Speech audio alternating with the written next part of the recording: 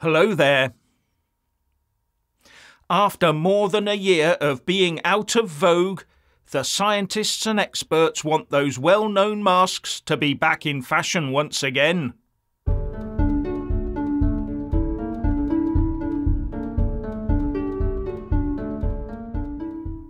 Yes, it's like retro fashion. What was all the rage a few years ago is now on the return, with experts pushing us to wear masks again. Will you be joining in? Will you be adventurous and wear different coloured and shaped masks? Or will you go sheep-like for the default blue? And why are they back in fashion? Because the experts say they are. There are growing calls for us to mask up again because of a resurgence in the health emergency, because there's a new variant in town, BA-X, with the Express reporting the variant could potentially cause a big wave, Brits have been warned, as a professor said the UK is worryingly ill-prepared for such an event. All down to this variant having so many spike protein variants of its own. And the Mail says hospitalisation rates are already starting to shoot up, sparking concern that the UK is on the brink of being hit by another wave. And the Mail says this variant has been nicknamed BA6. And it comes on the heels of another that's recently arrived in the UK, nicknamed Eris. Now, some people are putting the rise in infections down to the recent bad weather we've been having during this period of global searing, as well as another scientific phenomenon known as the Barbenheimer effect.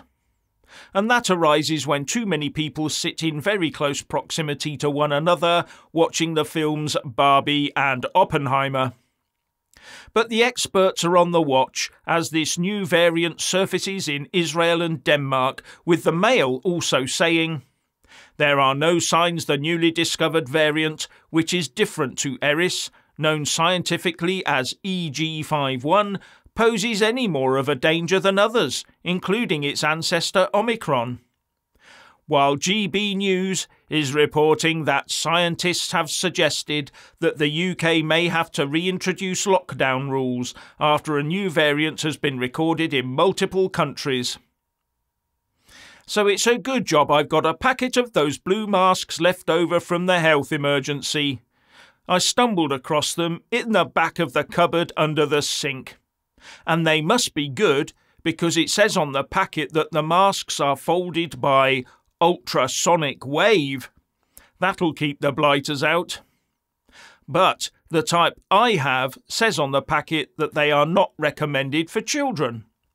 And it also says this is not personal protective equipment, PPE, or a medical device, MD, under EU law. Well, that's okay because we've left the EU, we've Brexited. Now, although some experts are saying we should monitor the situation before responding, some are calling for masks to be used by the public once again. And some also want a return to telling us to roll up our sleeves again. And I bet that Big Pharma is on standby ready to help us do just that.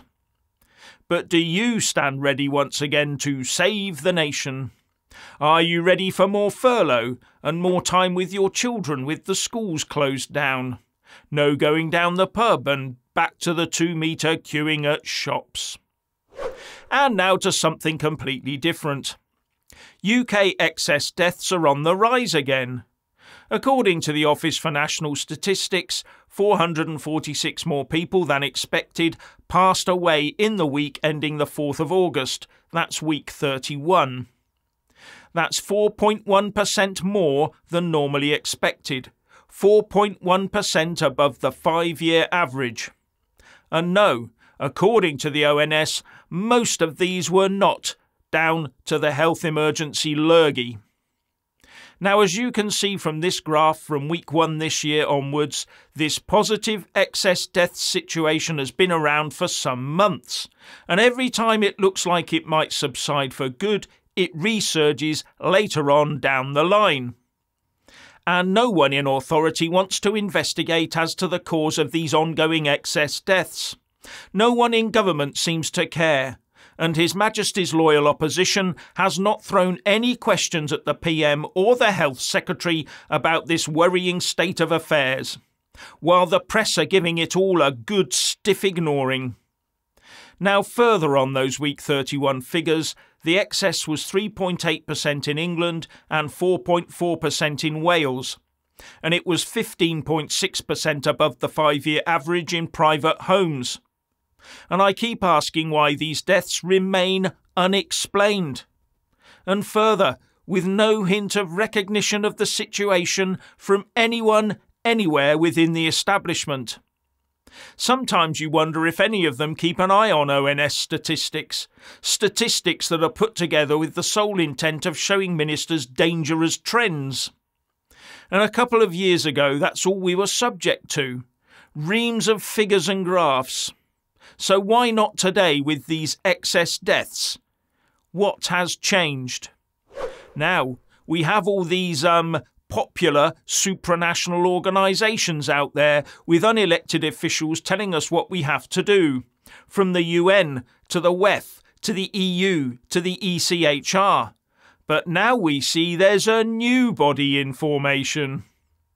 Writing in the FT, former Labour Minister, now Lord Hayne, says that on the 27th of August, a group of eminent jurists and lawyers is going to gather together in the new institute in Hamburg to start drafting a new treaty to establish an international anti-corruption court. All because there is an annual $1.6 trillion loss every year due to money laundering, as well as $7 trillion being held in secret offshore accounts. That's 10% of global GDP. And the claim is that developing countries bear the brunt of the costs of all of this, and also that corruption kills. Now, there already is an International Criminal Court, the ICC, but they appear to be too busy dealing with atrocities, and therefore have no time to deal with mere corruption, even if it is large scale. Not only that, it would mean amending its founding treaty with all its member states, but many of those are already heavily involved in corruption.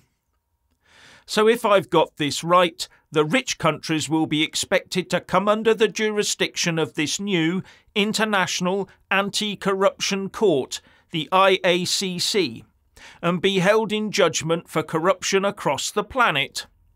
Because regimes involved in corruption aren't going to sign that treaty, are they? Now, a lot of people will welcome this, because it will allow the new IACC to grab assets corruptly gained in other countries and laundered through, for example, the UK banking system, or that of one of the overseas territories.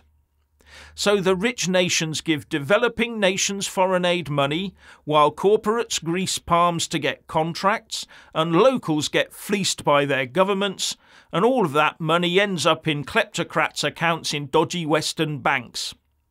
Question: will the US sign up to this? They're not even members of the ICC. Then when this new IACC has got the money, what do they do with it? If they send it back to the country to give it back to the people it was stolen from, it'd end up in the hands of the kleptocracy in the twinkling of an eye. So I'm not sure about this one.